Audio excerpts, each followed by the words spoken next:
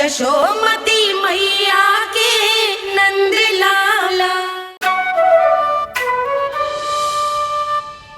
जब से कान्हा का जन्म हुआ है ना, मैं तब से देख रही हूँ, तब से हम पे कोई भी संकट आती है ना, तो अचानक से कोई अपरिचित हमारी सहायता करने आ जाते हैं और जाते समय कान्हा की आज्ञा लेके जाते हैं और कभी कभी तो इसे प्रभु बोल के जाते हैं। बाबा संभालो। यशोदा, इस जानकी को चढ़ो है और विचित्र विचार तुम्हारे मन में है। अरे सब जानते हैं कि हमारा परिवार राजसी, तुम्हें पता ना चलता होगा पर हमारे कान्हा को सब राजकुमार ही समझते हैं देखकर, इसीलिए उसे सम्मान देने के लिए सब ऐसा ही करते हैं, और कोई बात ना है।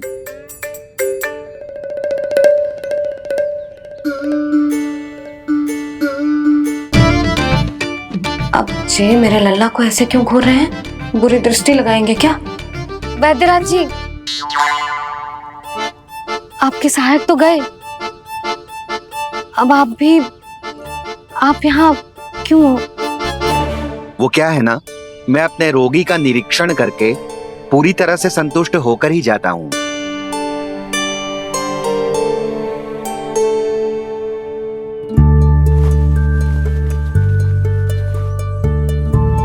हाँ, संकेत तो अच्छे हैं, कल सुबह तक बिल्कुल ठीक हो जाएगी।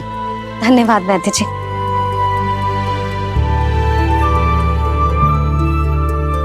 बस तो फिर हम कल पकड़ पकड़ाई खेलेंगे जानकी।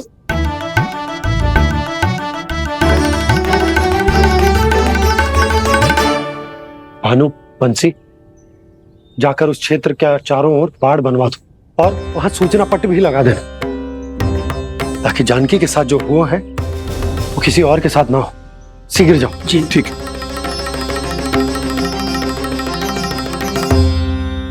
बाड़ और सूचना पट लगवाने से समस्या का समाधान नहीं होगा बाबा। निर्दोष पशु सूचना पट देखकर भी कुछ समझ नहीं पाएंगे।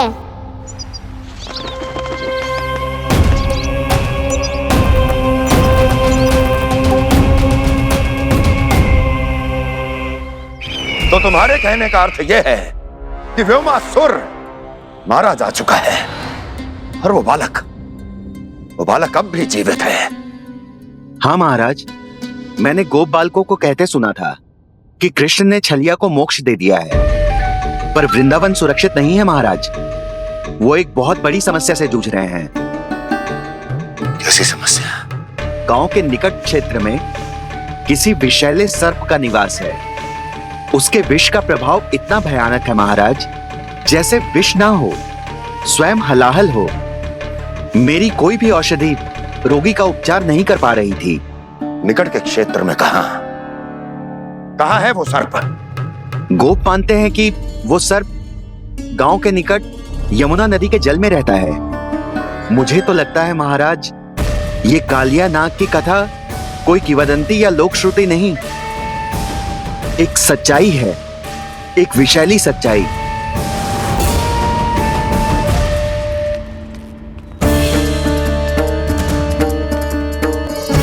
कालिया का सामना करने का समय आ गया है, पर उससे पहले मुझे बुलाना होगा उन्हें।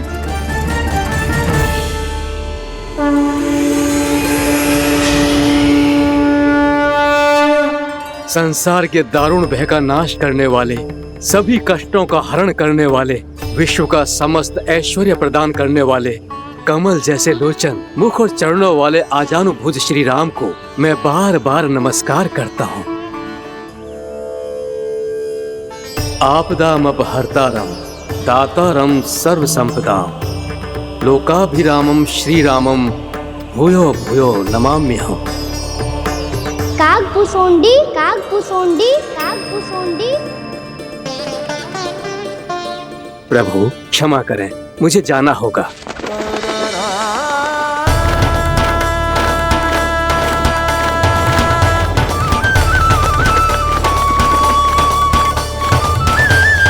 प्रणाम प्रभु। अनेक बार मैं आपके दर्शनों के लिए आया प्रभु।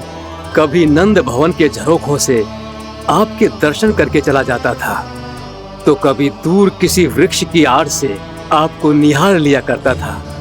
आज आपने स्वयं मुझे बुलाकर धन्य कर दिया प्रभु।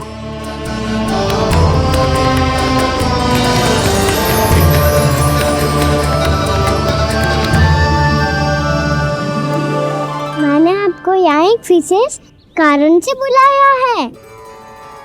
आपके श्राप से इस कालिया नाग को मुक्त करने का समय आ गया है। ये तो बहुत ही उत्तम समाचार है प्रभु। इतने वर्ष बीत गए, मुझे आज भी स्मरण है वो दिन जब मैंने उन्हें श्राप दिया था। अपने क्रोध पर नियंत्रण खोकर बहुत बड़ी भूल कर दी थी मैंने प्रभु। बीती हुई घटनाओं पर दुखी होके कोई लाभ नहीं है। हमें भविष्य की ओर देखना होगा।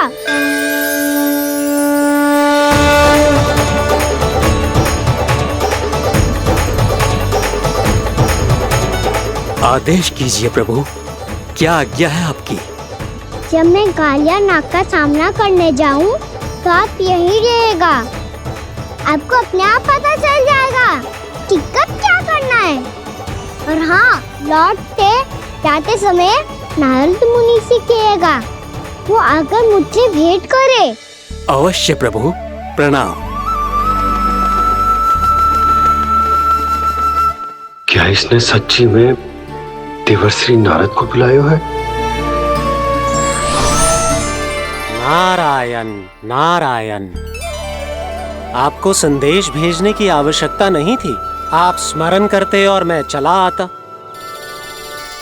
तुम्हारा कल्याण हो नारद।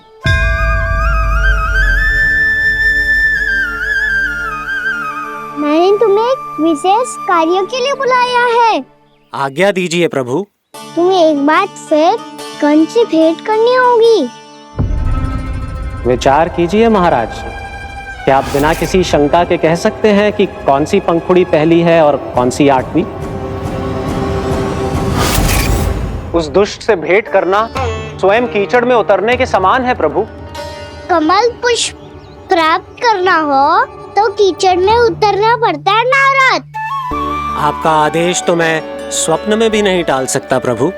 कंस कालिया नाग के बारे में जान गया है, पर वो उसका सामना करने का साहस नहीं कर पाएगा। मैं आतुर हूँ प्राप्ति, मूर्ख नहीं। मेरी बुद्धि फिर नहीं गई है। मैं स्वयं उस कालिया जैसे महाविषैले सर्प के सामने खड़ा हो जाऊं और अपने ही काल को आमंत्रित कर लूं। तो फिर अपने लाभ के लिए उसका प्रयोग करने का कोई और उपाय सोचिए स्वामी। कुछ ऐसा कीजिए कि यमुना नदी का पूरा जल विषैला हो जाए और वृंदावन वासी उसका उपयोग करे, और आपका काल कहलाने वाला वो बालक स्वयं काल के गाल में चला जाए। उत्तम उत्तम सुझाव है प्राप्ति। अब मुझे उस कालिया तक पहुंचने का मार्ग ढूंढना होगा। उसको विवश करने का कोई उपाय ढूंढना होगा, क्योंकि व्यक्तिगत रूप से उससे भेंट करना असंभव है। असंभव। आप सही कह रहे हैं प्रभु। कंस में उतना सामर्थ्य नहीं कि वो कालिया नाग का सामना स्वयं कर सके। वैसे तो कालिया गरुड़ देव का भी सम्मान नहीं करता, तो फिर वो कंस का सम्मान क्यों करेगा भला? नहीं करेगा, पर कंस तुम्हारा सम्मान अवश्य करेगा नारद। तुम्हारी बातें भी सुनेगा और मानेगा भी।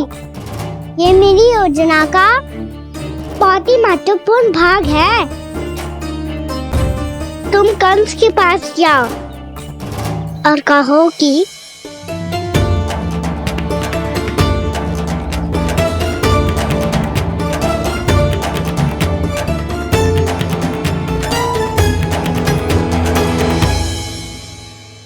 संतान अपने माता पिता को तीर्थ का सौभाग्य दिलाती, और मेरा लल्ला कितना महान कि उसने हमारे घर को ही तीर्थ बना दिया। ऐसा तीर्थ जहां मेरी आंखों के सामने भक्त और भगवान का मिलन हो रो है। जो आज्ञा प्रभु।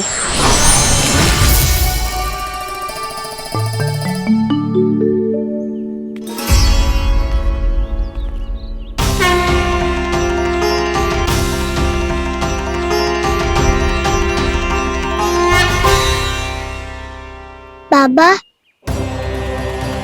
कान्हा, ये सब क्या चल रहा है?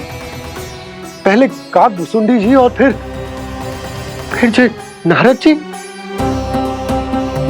क्या योजना बना रहे हो तुम? कान्हा, बताना लल्ला, क्या सोच रहे तू? कान्हा देख, अगर तुझे अपने बाबा को ना बताना हो ना, अपने भक्त को बता दे। क्या सोच रहे हो लल्ला? क्या करने वाले हो आप?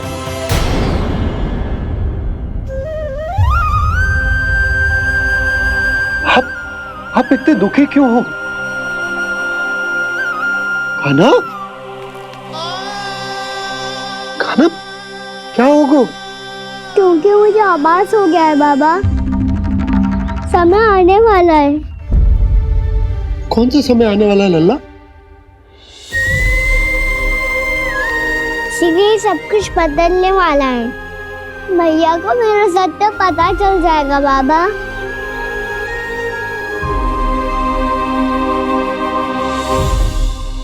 पर लल्ला, इसका काक भुसुंडी और कालिया नाग से क्या संबंध है? ऐसा क्या हुआ था और क्या होने वाला है?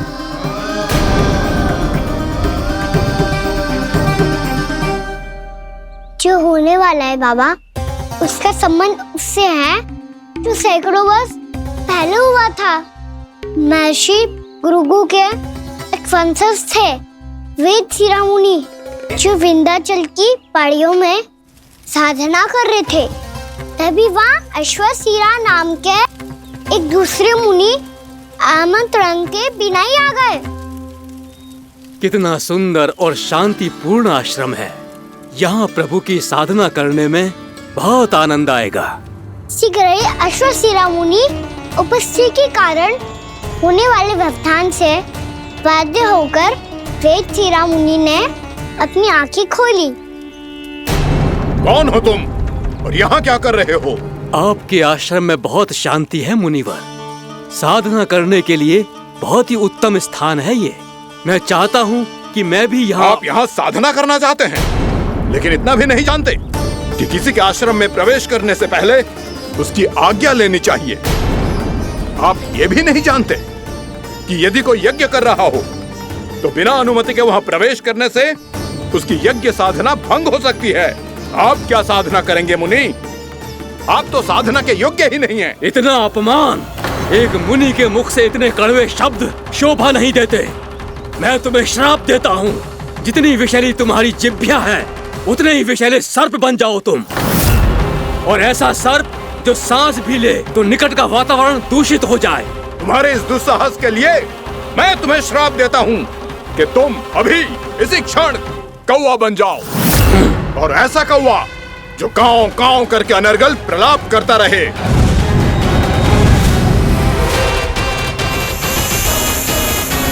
ये मैंने क्या किया? ये मैंने क्या किया? क्रोध के कारण दोनों ने एक दूसरे को श्राप दे दिया। पर दोनों ही मेरे भक्त थे, और भगवान होकर मैं अपने भक्तों को इतनी कठिनाई में कैसे देख सकता था।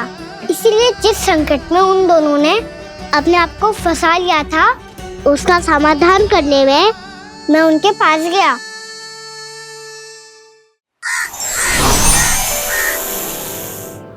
देखिए ना प्रभु, ये क्या हो गया हमसे? हमारी रक्षा कीजिए प्रभु, मार्ग दिखाइए हमें। क्रोध पर नियंत्रण ना होने के कारण आप दोनों ने एक दूसरे को बहुत ही भीषण संकट में डाल दिया है। अब दोनों ही तपस्वी, तप के बल से दिए गए आपके श्राप को लौटाना भी संभव नहीं है। प्रभु कोई तो उपाय होगा, हम आपके शरण में हैं प्रभु। अपराध तो हमसे हुआ है प्रभु, पर अब आपसे ही आशा है, कुछ ऐसा कीजिए भक्त वत्सल, जिससे हम दोनों के श्राप का प्रभाव कुछ कम हो जाए। आप दोनों ही मेरे भक्त हैं, इसलिए आपकी पीड़ा का निवारण करने का एक उपाय है मेरे पास। वेद शिरोमणि, जब आप कालिया नाग बनेंगे तो आपको मेरे चरणों को अपने शीश पर धारण करने का सौभाग्य मिलेगा। और अश्र शिरोमणि, आप काग योनि होने के बाद भी आप श्रेष्ठतम ज्ञान और सर्वाधिक यौगिक सिद्धियों के स्वामी होंगे और प्रवचन दिया करेंगे। इसके बाद अश्वशिरा मुनि काकभूषुंडी बन गए, जिन्होंने आगे चलकर स्वयं गरुड़ देव को रामायण सुनाई। और मुनि वेदशिरा महर्षि कश्यप और देवी कत्रियों के पुत्र कालिया नाग बनकर जल में। और अब वही कालिया नाग जमराज में, जिनके कारण जानकी के प्राण लगभग चले ही गए थे। अब कालिया नाग को उचित स्थान पर भेजने का समय आ गया है बाबा। पर ये तो अच्छी बात है कान्हा, वेद शिरोमणि को दिया हुआ तुम्हारा वचन भी पूरा हो जाएगा, जमुना जी की शुद्धि भी हो जाएगी। इस सब के बाद भी तुम दुखी क्यों हो? क्योंकि इसके बाद मैया के सामने मेरा रहस्य खुल जाएगा बाबा। उन्हें पता चल जाएगा कि उनका बालक कोई साधारण बालक ना है। भविष्य में जो होने वाला है उसे सबके सामने घटने से रोकना मेरे लिए भी संभव ना होगा। मैया को सब पता चल जाएगा। क्या पता चल जाएगा रे मुझे?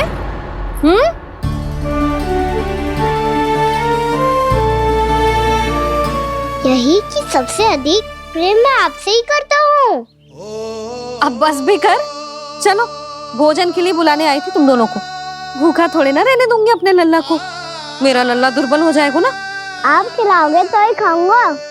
हाँ ठीक है, मैं ही खिलाऊंगी। अब चल, आओ जी चल।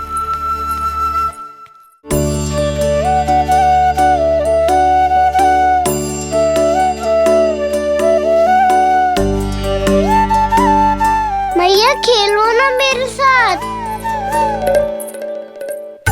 मैया सुनो ना, मेरी बात ना मानोगी?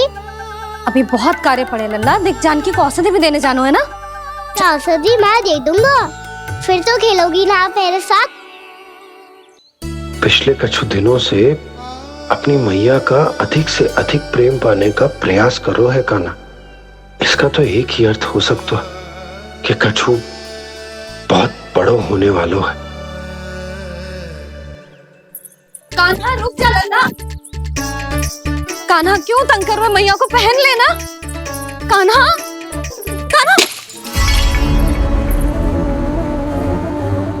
ये क्या करो तूने?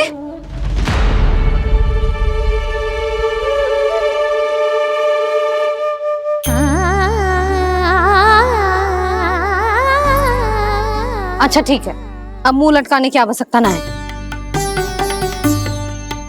ये ले।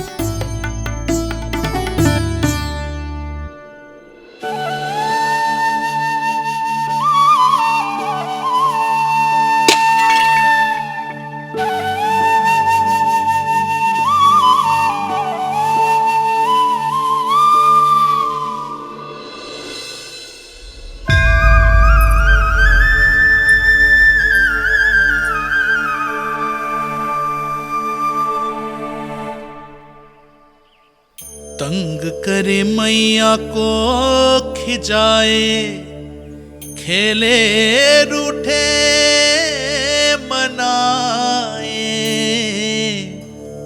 लीला अनोखी करके शरारत, कान्हा दंड भी पाए।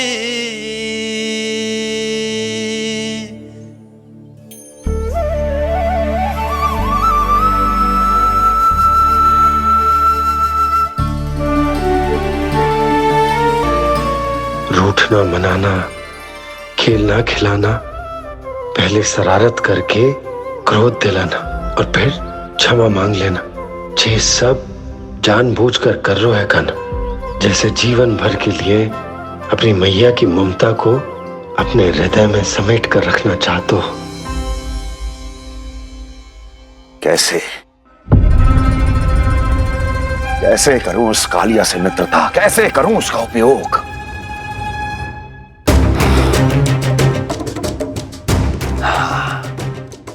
उस पर आक्रमण कर देता हूं और उसे किसी ना किसी तरह से यह विश्वास दिला देता हूं कि यह आक्रमण उस विष्णु अवतार ने किया है। फिर वो क्रोध में आकर सारे वृंदावन वासियों को अपने विष से समाप्त कर देगा। उचित है, ये उचित है। नारायण हरि, नारायण हरि।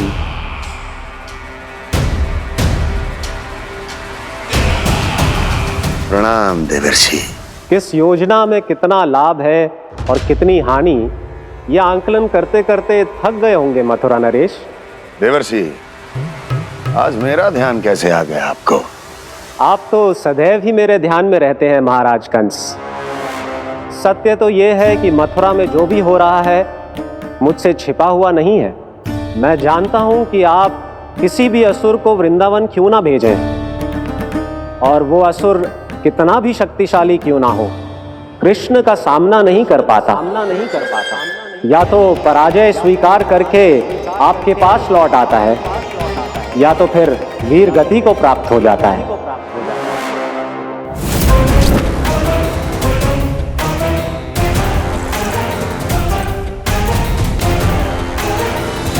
वाह, मुझे मेरी असफलताएं स्मरण कराने आए हैं, मेरे घाव को खुरेदने आए हैं, उन पे नमक छिड़कने आए हैं। मित्र को शत्रु समझने की भूल मत कीजिए महाराज कंस। मैं तो आपकी सहायता करने आया हूं। हाँ, और मेरी सहायता। कृष्ण विष्णु अवतार है, आप विष्णु के भक्त हैं।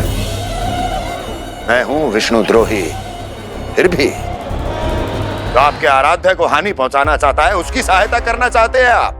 क्या आप निश्चित रूप से कह सकते हैं कि आप ब्रह्मांड के सभी नियमों को अच्छी तरह समझते हैं? अवश्य। आपके लिए बस इतना ही जानना पर्याप्त होगा कि मैं जो कुछ भी कर रहा हूं उसके लिए मेरे व्यक्तिगत कारण हैं। मैं तो बस आपके हित में पिछली बार की तरह एक सुझाव लेके आया था, पर यदि आप मेरा सुझाव सुनना भी नहीं चाहते तो आपकी इच्छा। नारायण हरि, नारायण हरि। कारण चाहे जो हो, इनके पिछले सुझाव के कारण ही आज मेरे शत्रुओं की संख्या कम है। अन्यथा मैं देवकी के अन्य पुत्रों को भी जीवित छोड़ देता, और आज वो सब अपने भाई के साथ मिलकर उसकी शक्ति को अनेक गुणा बढ़ा देते। ठहरिए देवऋषि।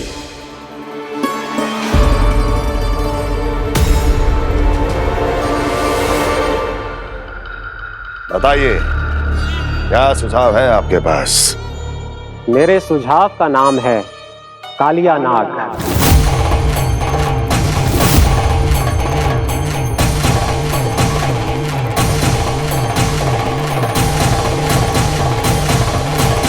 उसके विषय में मैं जानता हूं देवर्षि।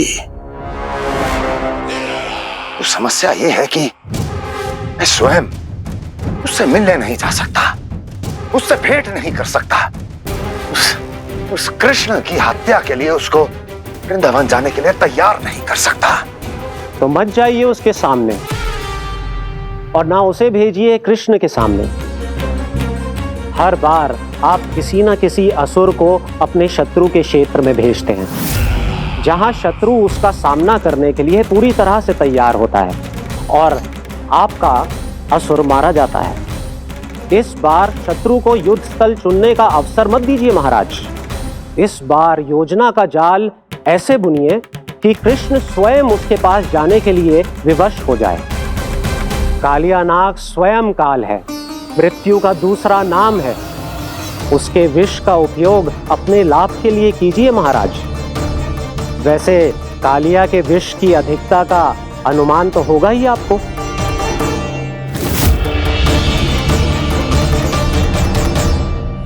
एक बार जो उसके क्षेत्र में पहुंच गया, फिर उसके विष से बचना असंभव है।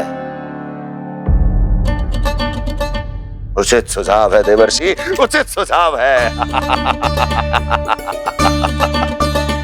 देवर्षि, उस छलिया विष्णु की भक्ति करते करते आप भी उसके रंग ढंग सीख गए हैं। उचित है। उचित है।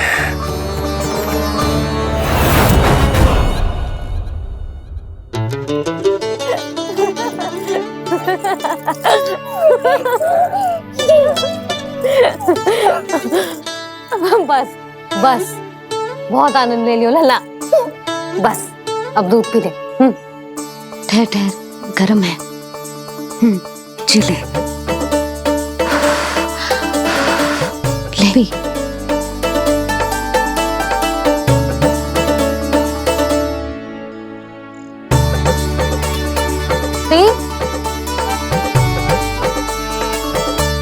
मैं ना होती तो ना जाने क्या होता तेरा। अपने आप दूध भी ना पी सकते है, भावला कहीं का। आपकी इस प्रेम के लिए तो मैं धरती पे आया हूँ मैया।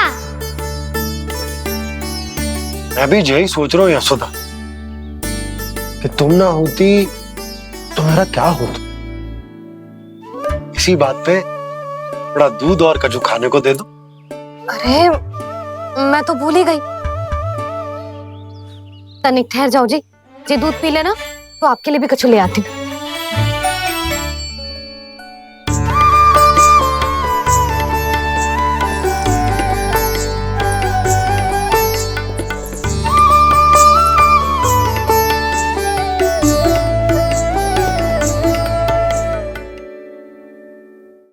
प्रणाम महाराज। आपकी आज्ञा के अनुसार बिल्कुल वैसा ही पत्र तैयार किया है जैसा आप चाहते थे।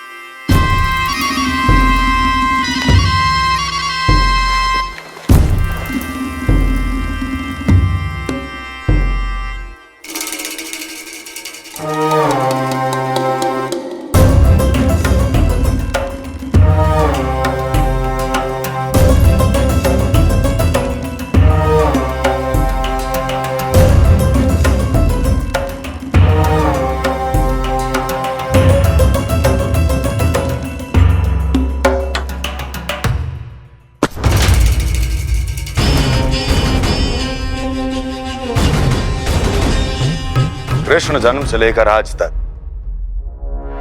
ये मेरी सबसे महत्वपूर्ण योजना है। इसका सफल होना निश्चित है दूत, किंतु केवल वही करना जैसा मैंने कहा है। जाओ।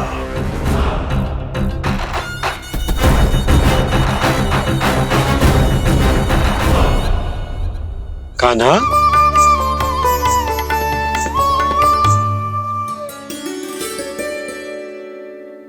क्या होगा?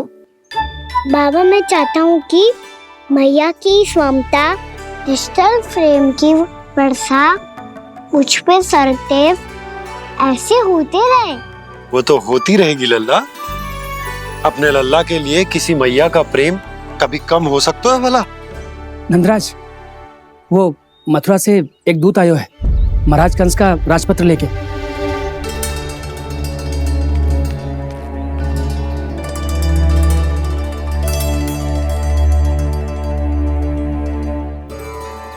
कान्हा अब क्या करने वाला है? तेरे बाबा कहाँ गए? हाँ? कंस मामा का खेल आरंभ हो गया है, पर मैया वो सब सुनेगी तो व्यर्थी चिंतित हो जाएगी। बस थोड़ा बाहर गया मैया, कछु खाइए से। बाहर इस समय? मैया क्या होगा? मैया देखो ना, पीठ पे कछु हो रहा है। मेरा हाथ ना पकड़ो, आप करो ना। यहाँ? क्षमा करना मैया, पर अभी बाबा को ही संभालने दो ये सब। कहिए, क्या संदेश लाए हैं आप? नहीं नंदराज नहीं। महाराज कंस का आदेश है कि ये संदेश सभी गांव वालों के साथ ही पढ़ा जाए। ठीक है, मैं गांव वालों के सामने पढ़ दूंगा, पर मुझे तो दीजिए पढ़ने के लिए। महाराज की आज्ञा का पालन करना आपके लिए भी आवश्यक है नंदराज। सभी गांव वासियों की सभा बुलाइए। बंसी, सभी गांव वालों की सभा बुलाओ। राजपत्र में ऐसा क्या संदेश भेजो है कंस ने? अब मेरे पत्र को पढ़कर सब भौचक्के रह जाएंगे। और वो कृष्ण, उस कृष्ण के पांव के नीचे से तो भूमि खिसक जाएगी, आकाश फट पड़ेगा, बिजलियां गिर जाएंगी। प्राप्ति, ओ प्राप्ति, कंस का पत्र स्वयं को बहुत अधिक शक्तिशाली समझता है ना वो। अब देखता हूं कैसे वो इस महासंकट का सामना करता है। वो कृष्ण, वो अपनी मृत्यु स्वयं चुनेगा या मृत्यु की वेदी पर चढ़ा देगा प्रिय वृंदावन वासियों को।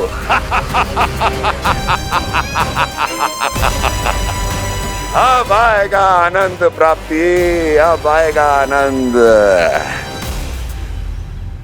सबको इकट्ठा करवा के ही पढ़वाएगो।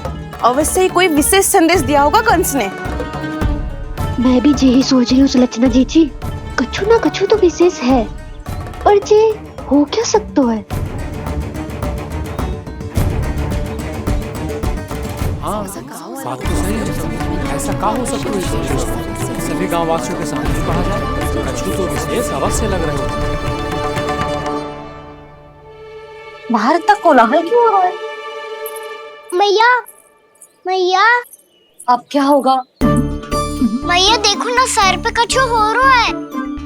लल्ला, नारायण ने तुझे हाथ दिए हैं ना? पीठ की बात अन्य थी। अपने सिर की सेवा स्वयं कर। सर पे तो हाथ पहुंच रहा है ना?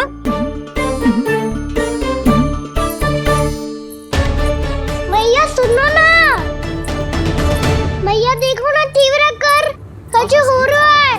मैया देखो ना, तीव्र कछु हो रहा है।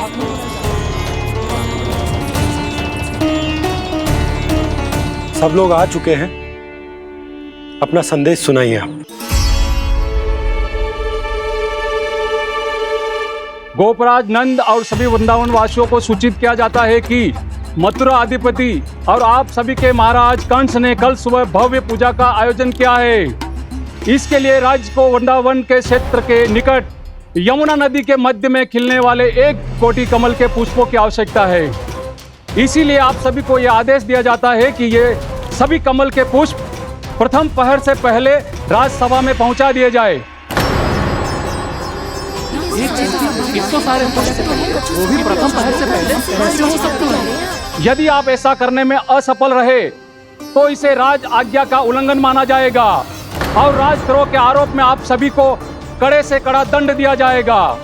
स्मरण रहे, यदि कल की पूजा में इन 1 कोटि कमल के पुष्पों का ना पहुंचने के कारण कोई व्यवधान आया तो समस्त वृंदावन वासियों को दोषी माना जाएगा और पूरे गांव को निवासियों सहित धूल में मिला दिया जाएगा। कल प्रथम पहर तक का ही समय है आप सबके पास।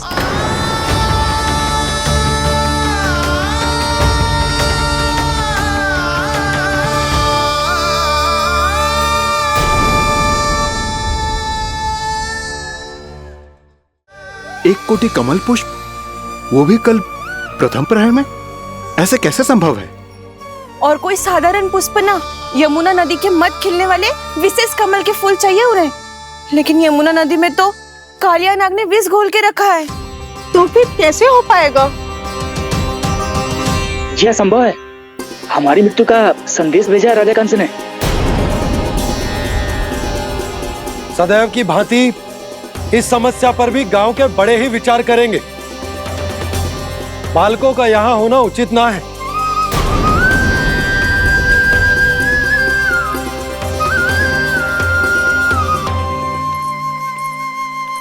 लल्ला, ले जगेंद ले, जा अपने सखाओं के साथ खेल। सुबह उज्जवल, मधुमंगल वसंता, देखो मैया ने क्या दिया है। चलो खेले, बहुत आनंद आएगा आज।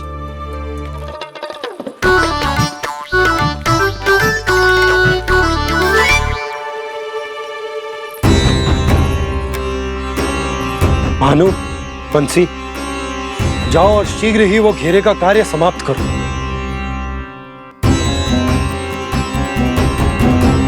पर कछु ना कछु तो करना पड़ेगा ना। पर हम कर ही क्या सकते हैं? पुष्प लाने को और कोई उपाय है भी तो ना। मैं चला जाऊंगा जमुना जी में। वैसे भी मेरे जीवन के कितने दिन शेष बचे हैं। गांव के लिए, समाज के लिए कुछ करके मरूं, तभी तो शांति मिलेगी। ना काका, यदि आप उस विषैले जल में छलांग लगा भी दोगे, किंतु 1 कोटि कमल पुष्प एकत्रित कर पाना आपके लिए संभव ना है। इससे अच्छा है कि मैं चला जाऊं। यदि मैं मर भी गया तो मेरे पीछे रोने वाला कोई ना है। किसी को कहीं जाने की आवश्यकता ना है। गोप नरेश होने के नाते ये मेरा कर्तव्य है कि मैं आप सबकी रक्षा करूं। नंदराज, आपको जाना है तो जाओ। हरिया, काका, भैया सब चले जाओ। लेकिन आपको पता है वहाँ का जल कितना विषैला है। आप लोग एक क्षण भी जीवित नहीं रह पाओगे।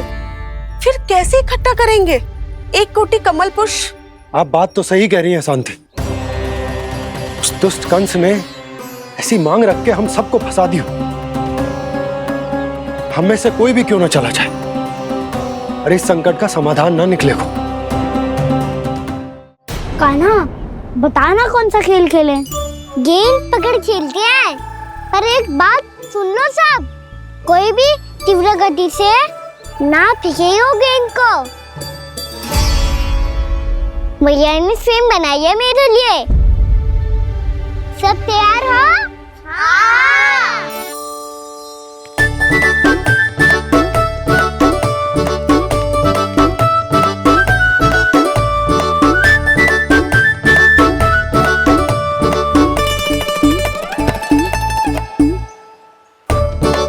मुझे दो। मुझे दो।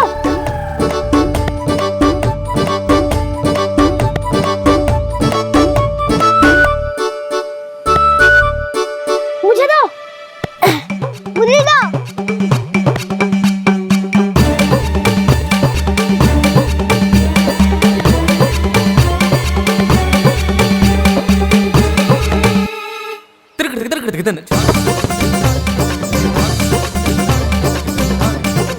कान्हा, इतनी धीरे से फेंकेगो तो कैसे आनंद आएगो? थोड़ा बल लगा के फेंक।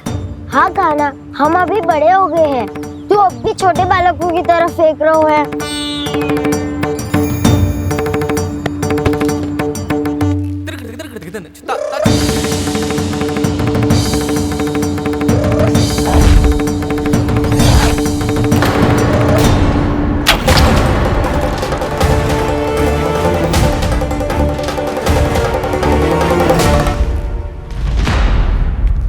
दीदी, ये क्या करो कान्हा? गेंद तो डूब गई।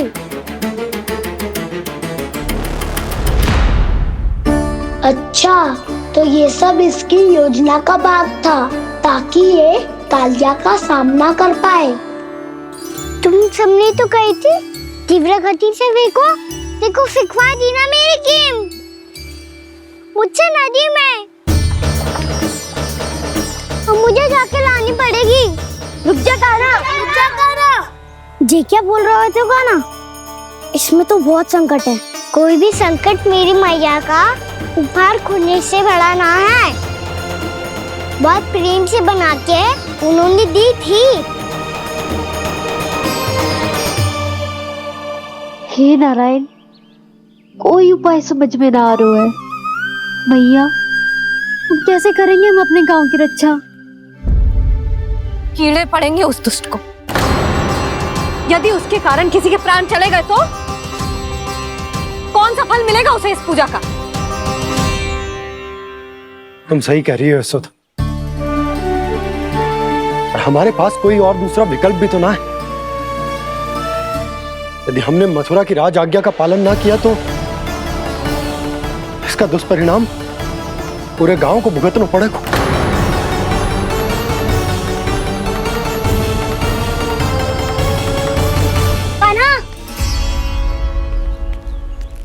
पता है कि तो भगवान है, दिव्य है, बहुत शक्ति है तुझ में। पर फिर भी हम तुझे विषैले जल में ना जाने दे सकते। कुछ होगा तो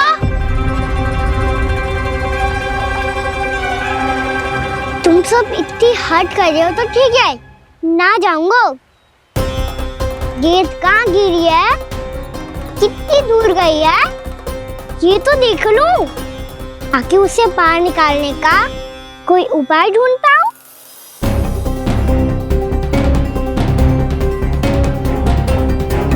हाँ।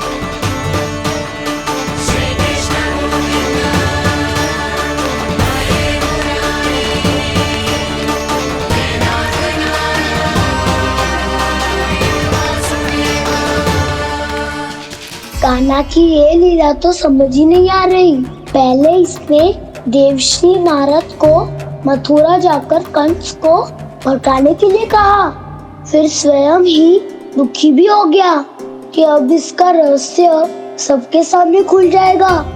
और अभी स्वयं ही तो इसने कहा था कि गेंद बहुत महत्वपूर्ण है, फिर स्वयं ही उसे नदी के विषैले जल में फेंक दिया।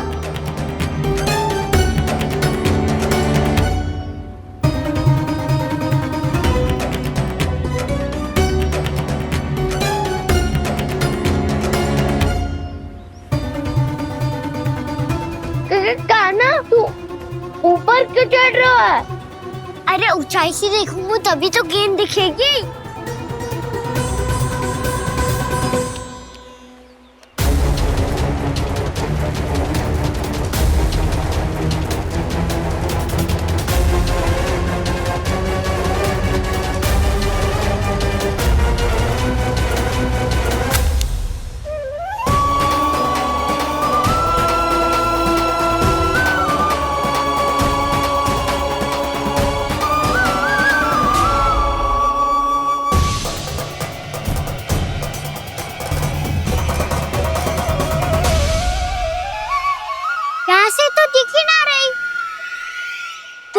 वहीं से फेंकी थी ना?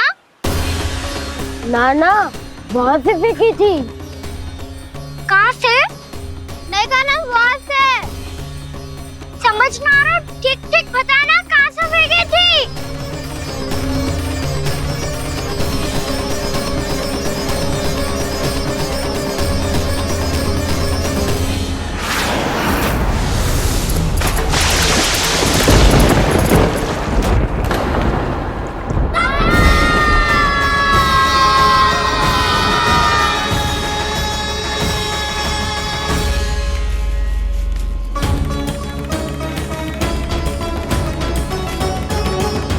कालिया नाग के क्षेत्र में जाकर कोई भी जीवित वापस ना लौट सको।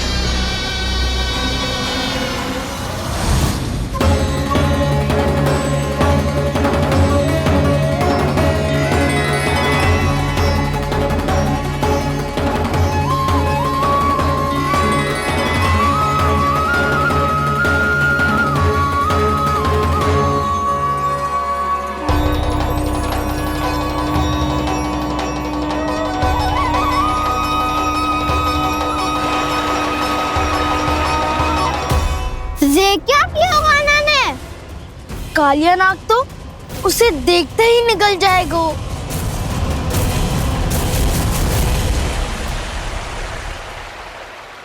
तो आरंभ से अब तक सब कुछ उसकी लीला का ही भाग था।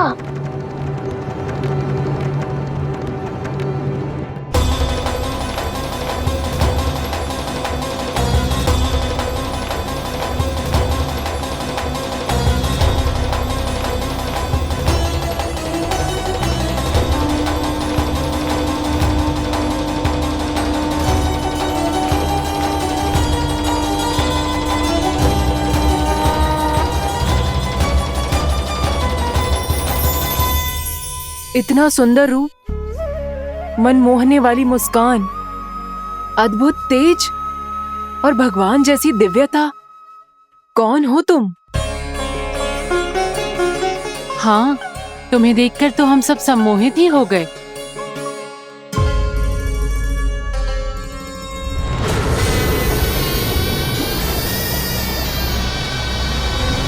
तुम जो भी हो बालक, वापस लौट जाओ।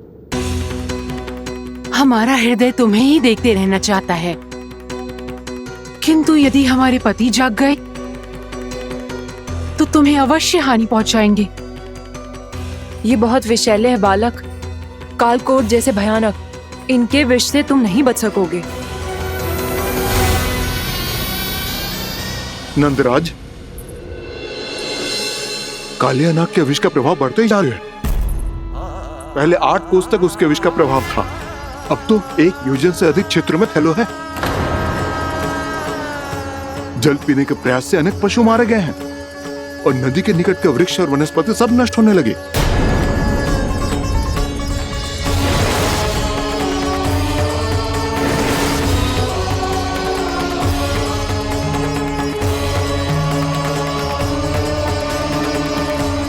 इनके विष की तीव्रता इतनी अधिक है बालक कि इनके संपर्क में आने वाले को तड़पने का भी अवसर नहीं मिलता। इनके विष की अग्नि क्षण भर से भी कम समय में प्राणवायु को जलाकर राख कर देती है।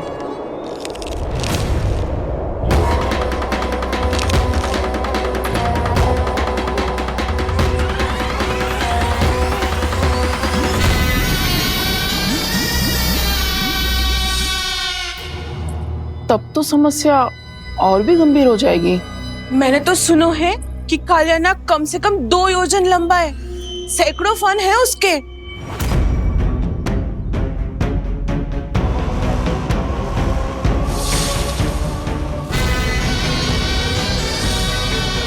इसका अर्थ तो ये है कि हम दोनों ओर से फंस गए। एक और कंस को 1 कोटि कमल पुष्प देने जो कि कालिया नाग के क्षेत्र में पड़ते हैं, और दूसरी ओर उस कालिया नाग का विष यमुना जी के क्षेत्र में बढ़ता ही जा रहा। इसके कारण हम ही नहीं, निर्दोष पशु पक्षी भी संकट में। इन दोनों समस्याओं का एक ही समाधान है, उस कालिया नाग का सामना करना। और ये ना समझ आ रहा कि हम ये करेंगे कैसे, क्योंकि ये बात साधारण मनुष्य के बस की ना है।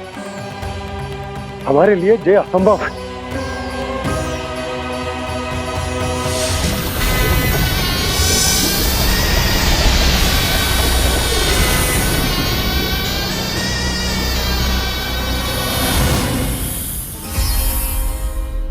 अब तो तुमने अपनी आंखों से भी देख लिया बालक, ये कितने विषैले हैं।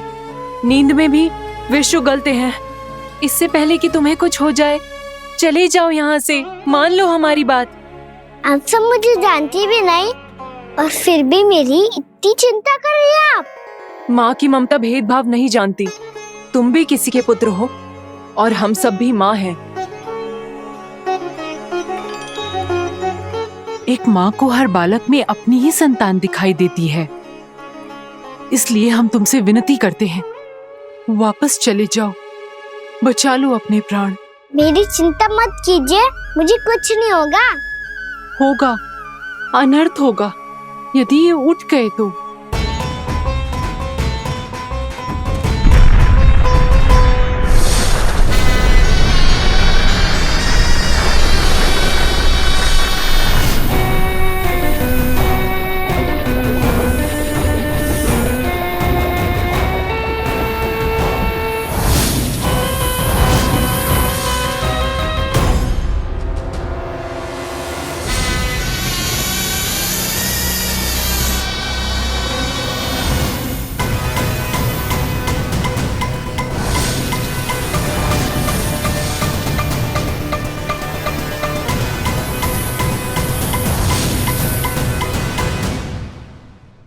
सामने होते हुए भी अपने इश्क को केवल वही देख सकता है जो अपना अभिमान त्याग चुका हो, पर पूर्व जन्म में मेरा भक्त होने के नाते मेरा सत्य स्वरूप देख पाने में मुझे इसकी सहायता करनी चाहिए।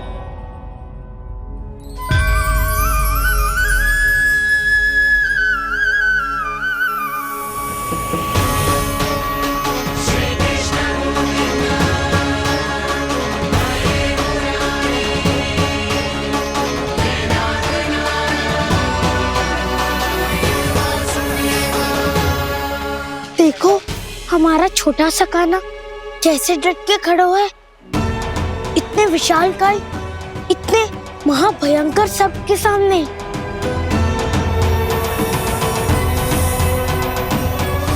ये कोई भगवान नहीं है जो इसके सामने हाथ जोड़ रही हो तुम सब।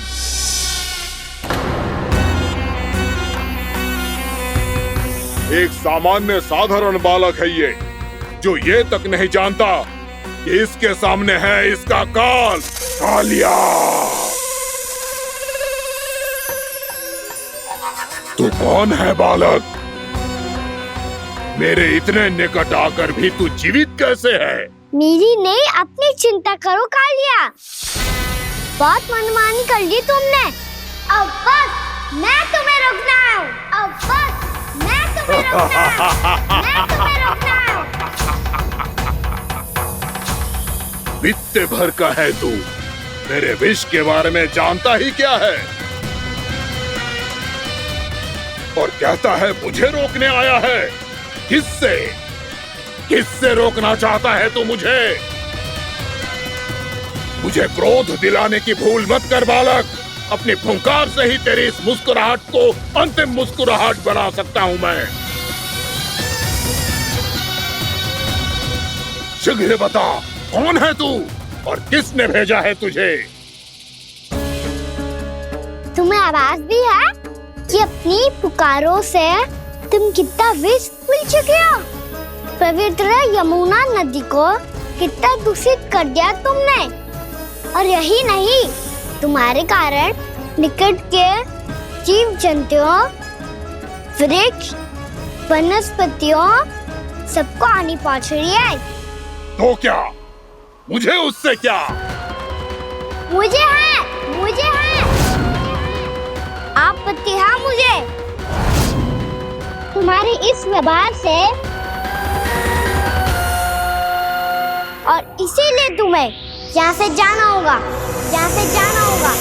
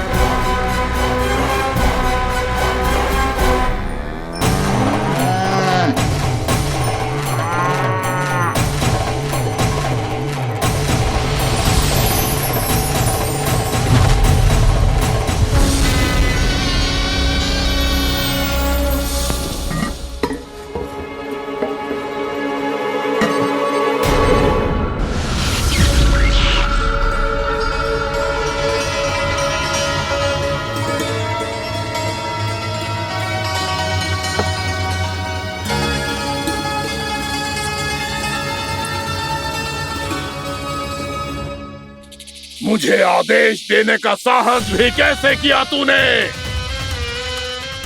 इस क्षेत्र को मैंने अपना राज्य बनाया है। मेरा परिवार रहता है यहाँ, और तू मुझे यहाँ से जाने के लिए कह रहा है? हाँ, क्योंकि तुम्हारे यहाँ रहने के कारण अन्य जीवों को हानि हो रही है, और मैं ऐसा नहीं होने दे सकता। मैं तो बस वही कर रहा हूँ जो एक सर्प का स्वभाव है। विष फैलाना स्वाभाविक है मेरे लिए। इसलिए मुझे चुनौती मत दे बालक। चुनौती तो मैं दे चुका हूँ कालिया। अब तो बस तुम्हें स्वीकार करनी है।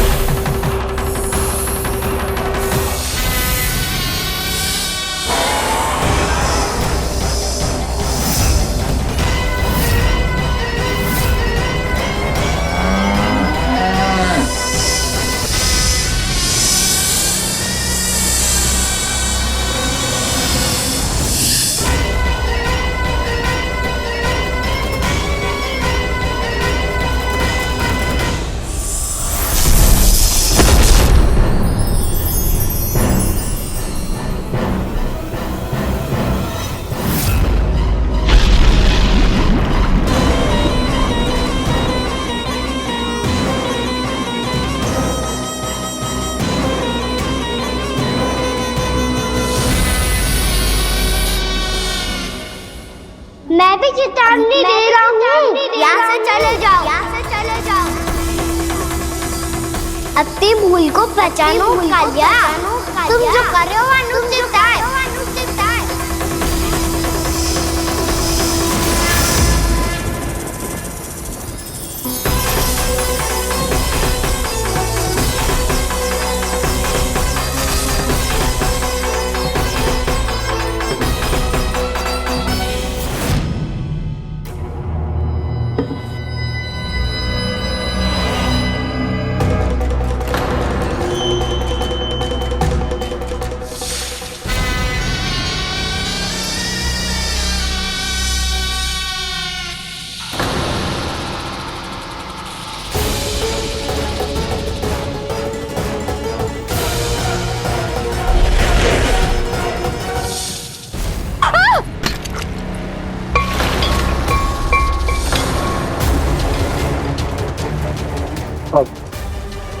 मैं आता हूं। क्या हो गया सुधा? मुझे आवाज हो रहा है जी, कछु ना कछु गड़बड़ है। यशोदा, जो समस्या हमारे सामने है, हम सभी उसका समाधान खोजने में जुटे हैं। तुम विश्वास करो, मैं कोई ना कोई समाधान अवश्य ढूंढ लूंगा। हम कैसे भी करके वो कमल के पुष्प उस कंस तक पहुंचा देंगे। नाना, समस्या उससे कहीं अधिक है, उससे कहीं अधिक बड़ी, उससे कहीं अधिक भयानक है।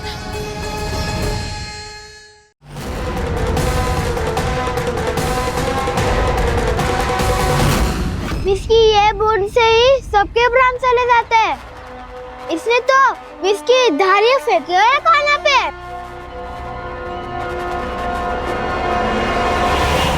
कान्हा कैसे बच्चे को अधिक विष से? इसका विष तो क्या, ये सर स्वयं भी छू तक नहीं पाएगा हमारे कान्हा को।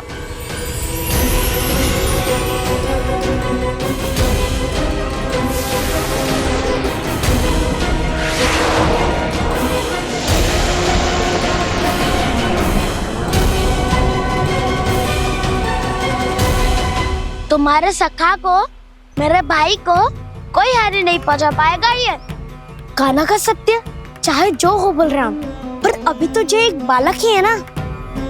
देखो कैसे विष के कारण स्थिर हो गया है।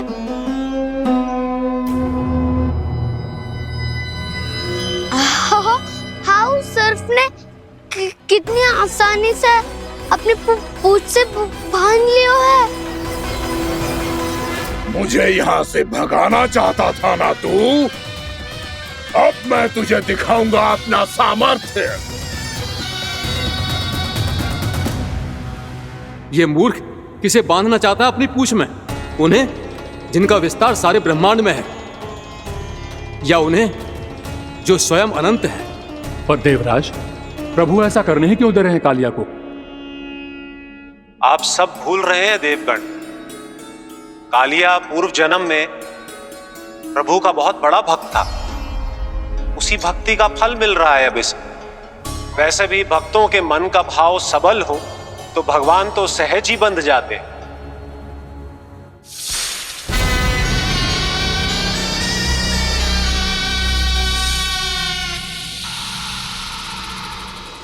बलराम, तुमने ही तो कही थी कान्हा को कछु ना होगो। देखो उस दुष्ट ने चारों ओर से जकड़ लियो है।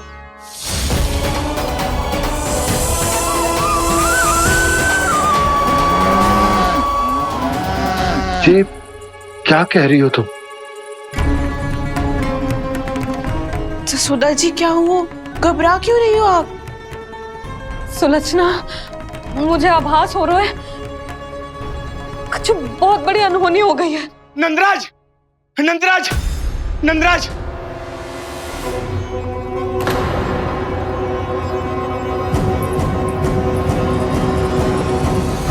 नंदराज, कान्हा ने जमदग्नि नदी में छलांग लगा दी है। कान्हा ने जमदग्नि नदी में छलांग लगा दी है। कान्हा ने जमदग्नि नदी में छलांग लगा दी है। कान्हा जमुना में कूद गया है।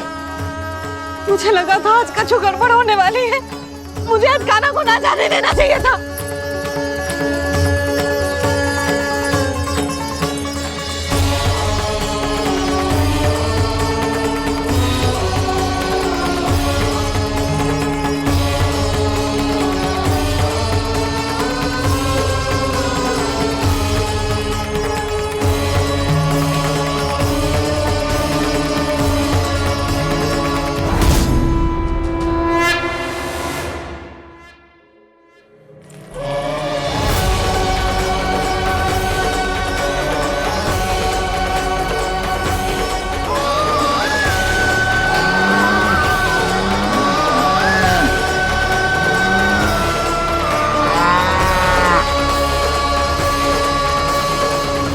बलराम शीघ्र कछु करो ना।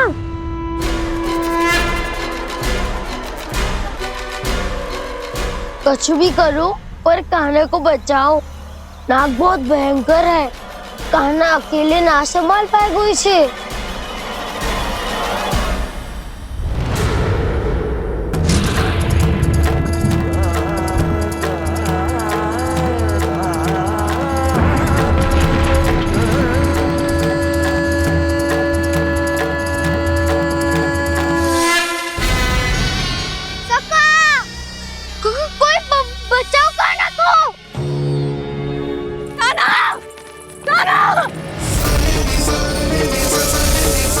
कान्हा के नटखट लीला और मजेदार कारनामे देखने के लिए चैनल को सब्सक्राइब करें और बेल आइकॉन दबाना ना भूलें।